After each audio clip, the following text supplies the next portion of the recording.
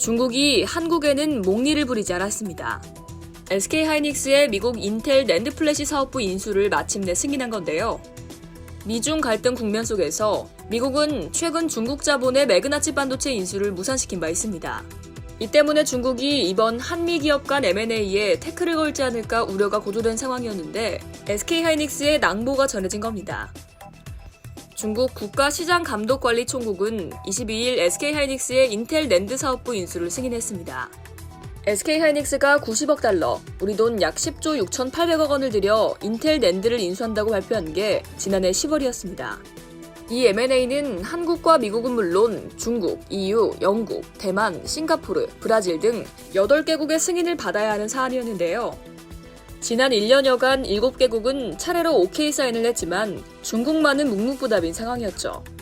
이 와중에 미국이 자국 안보에 위협이 된다며 매그나칩이 중국계 자본인 YG로드 캐피털에 넘어가는 걸 끝까지 반대해 무산되는 일이 있었고 SK하이닉스의 인수권도 이 영향을 받지 않을까 걱정이 많았는데요.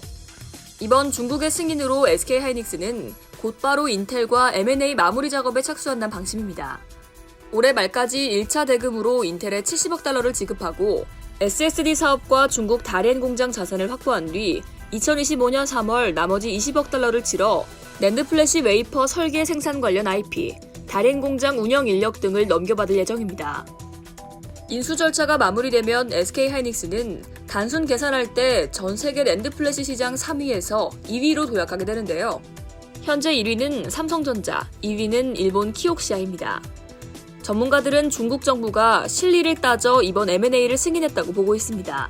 독점 우려가 적어 무작정 승인을 늦추기 어려운 상황에서 인수전이 무산될 경우 다롄의 인텔 낸드 공장은 물론 SK하이닉스의 중국 우시 공장 투자도 차질을 빚으면서 자국 내 반도체 투자 자체가 위축될 수 있다고 판단했다는 건데요.